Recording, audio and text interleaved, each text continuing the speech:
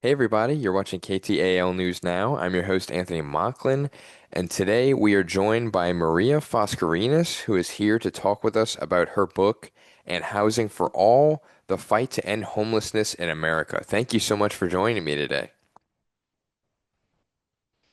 It's a pleasure to be here, Anthony. Now, in your book, you included your uncle's final letter from jail in Nazi-occupied Greece that read, "Don't cry for us. We are not dying from illness or accident.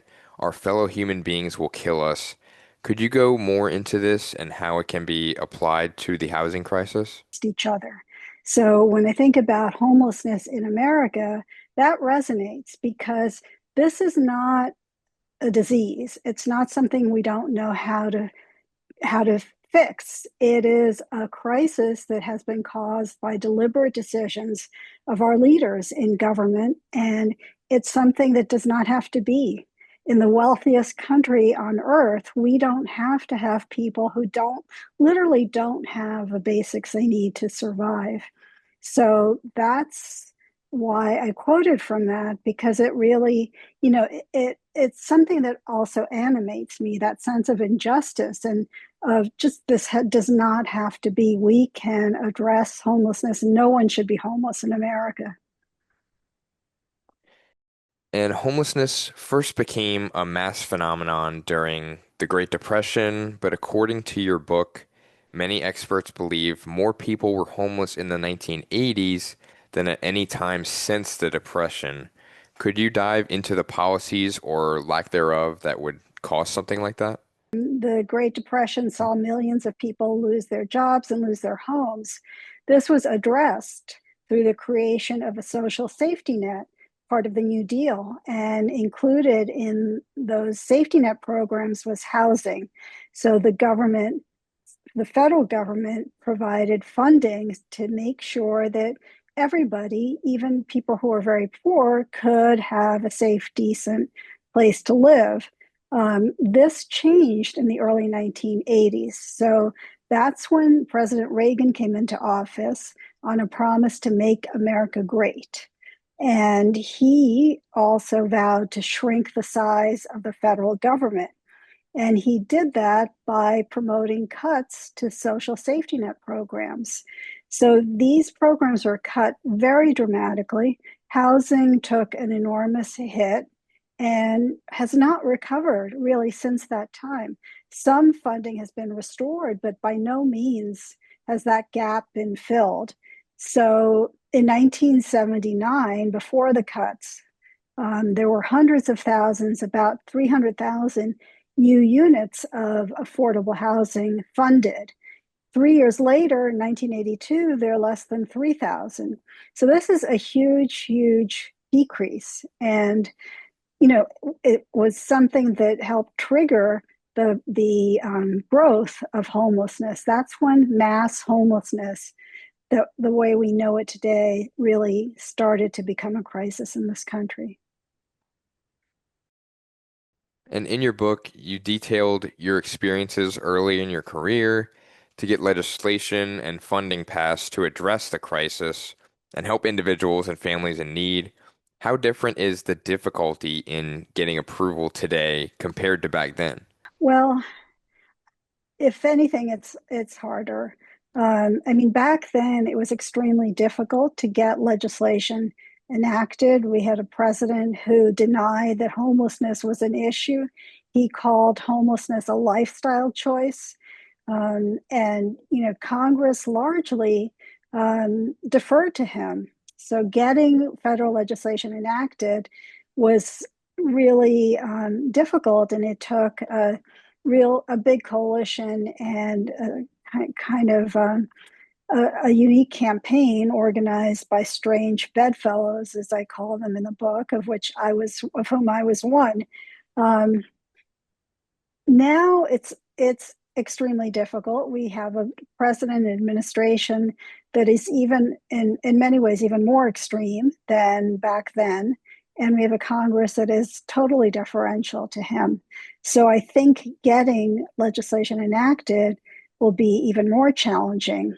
Um, I should say that the legislation we were able to get enacted in the 1980s and 1987 was just emergency legislation. It was just part one of a three-part proposal, and it was the part that offered emergency relief, emergency shelter. So that, even regardless of how hard it was to get it enacted, even that just was a kind of a band-aid. So now we're in this situation. The causes have not been addressed. Homelessness is getting worse, and it will be a real challenge at the federal level to get help enacted.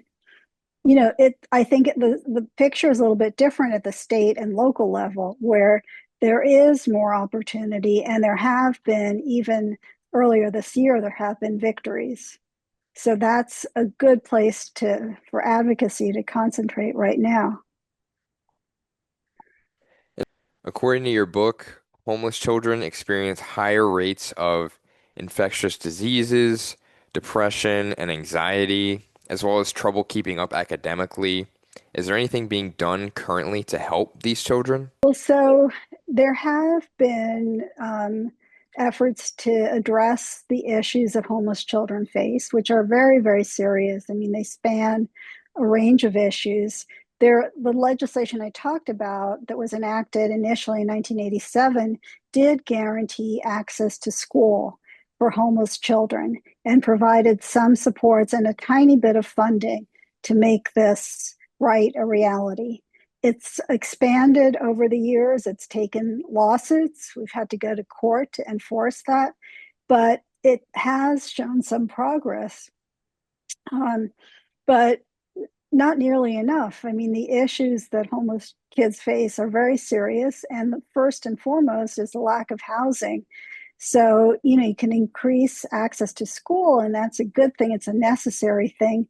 But without the stable foundation of a home, you're not really solving the problem. And this is critical because these kids need to have a better future. And without these basic supports and without school, their futures are really compromised. And in fact, childhood homelessness, is a predictor of adult homelessness. So it becomes a generational issue if you don't address it now. And I know many states have passed laws criminalizing public encampments or loitering. How detrimental is it for homeless people who not only face criminal charges, but get uprooted with no alternative or place to go? Hugely serious. That's a big issue. It's become what we call the criminalization of homelessness, making it a crime to live in public places. It's often called different things. You can't camp, you can't sleep, you can't cover yourself with a blanket, you can't eat, all kinds of activities that if you don't have a home, you have no other place to perform them. And we know also that shelter is not available. Not that shelter is the solution, but there isn't enough, just as a matter of arithmetic, not enough shelter in this country for every person who needs it. So people literally have no choice but to be in public. And cities and states are passing laws that make this a crime.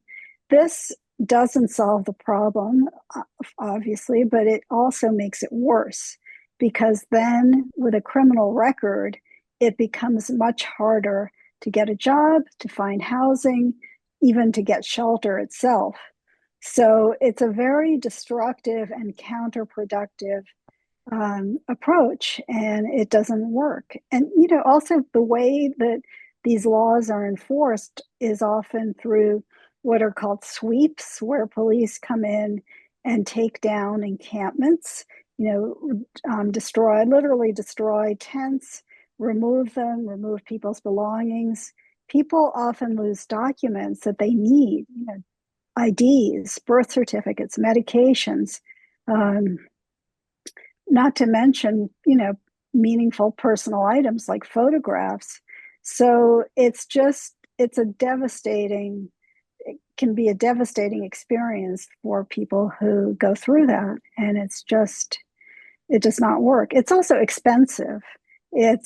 Costs money, costs police resources. It costs other government resources to carry this out, and it does nothing to solve the problem. In 2018, the city of Denver actually saved around $6,900 per person through permanent housing and health care compared to the 6,000 hours they spent arresting and issuing warrants to homeless people. Is it true, in your opinion, that criminalizing homelessness is actually more expensive than providing them with basic needs? Absolutely. There are a number of studies that show that criminalizing homelessness, that in general, having people living unsheltered, paired with policies like criminalization, um, is expensive, and it can be less expensive to offer housing and services. You've got to also factor in the cost of emergency room use. People who are living outside typically don't have health care, don't have access to doctors, and use emergency rooms as their sole source of medical care. And that is also very expensive. So when you add these things together, yes, it's more expensive than actually offering housing or housing plus services, which some people need. And could you speak more about the sort of conditions that they live in terms of just like diseases and everything like that that can, typically spread more easily through situations like that? Sure. So that's a really good question because, in fact, people who are living outside, obviously, this is very unsanitary and often don't have access to running water or to toilet facilities or to a way to wash themselves. And so that is very detrimental to the person and also potentially to the community. If you've got people living in encampments without trash pickup, trash can accumulate without a place to without a toilet. That there's no alternative than using public spaces. So there's some cities, some communities that have actually something called sanctioned encampments where, parts of the city are designated as safe places for people to set up their tents. And, some of them provide porta potties. Some of them schedule trash city services like trash pickup. Um, that's better. That addresses the issue of cleanliness and potential detriment to public health. But it's not a solution in the long term. It's just better than not providing any of those things. It's a way to address a common objection. People often say, well, we have to pass these criminal laws and sweep the encampments because it's dangerous for public health. But you can address that danger without sweeping people. And if you just take down the encampments, people will just go somewhere else, and those issues will still persist. So there are ways in the short term to address those concerns. Obviously, it's not a long term solution. The only real long term solution is housing plus whatever supportive services some people need. One thing that's increasingly being viewed as a human need is the sense of belonging.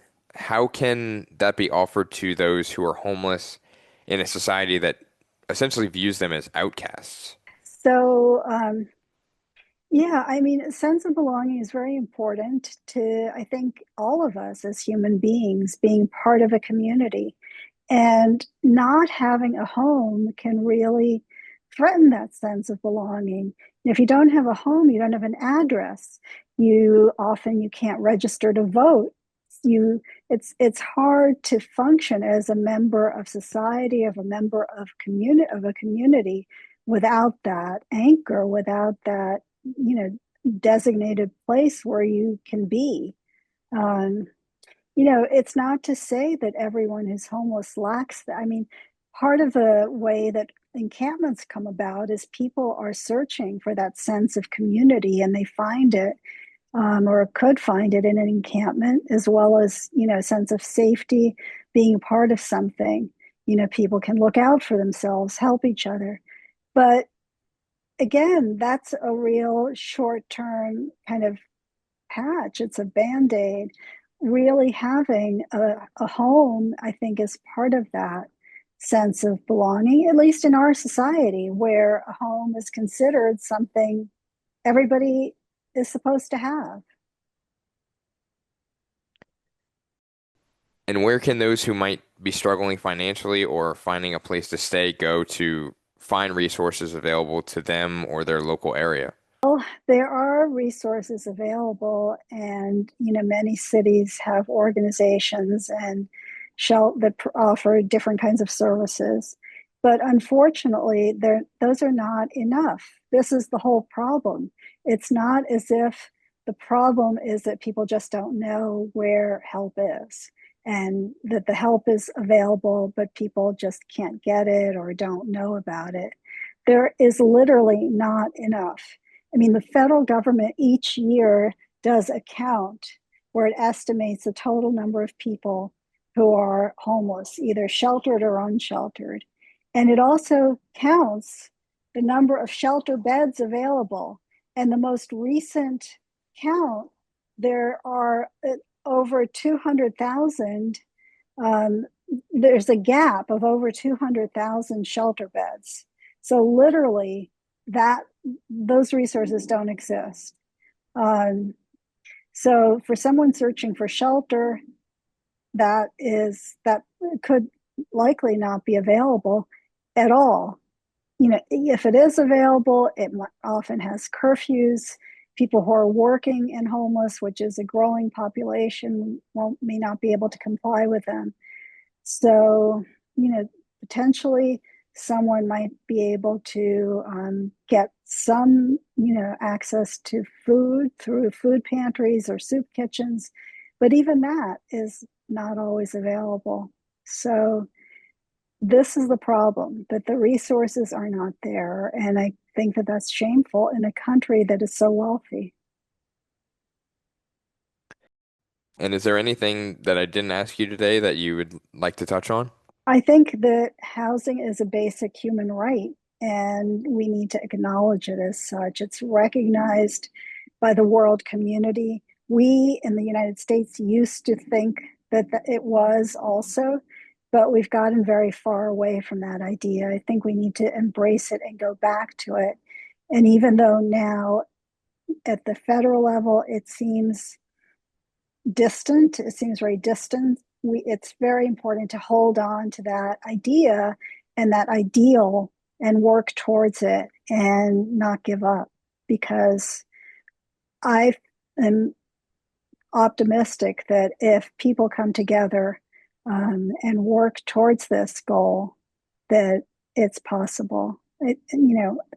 I think we all feel the effects of the crisis in affordable housing, and I think people can come together and push for housing as a human right.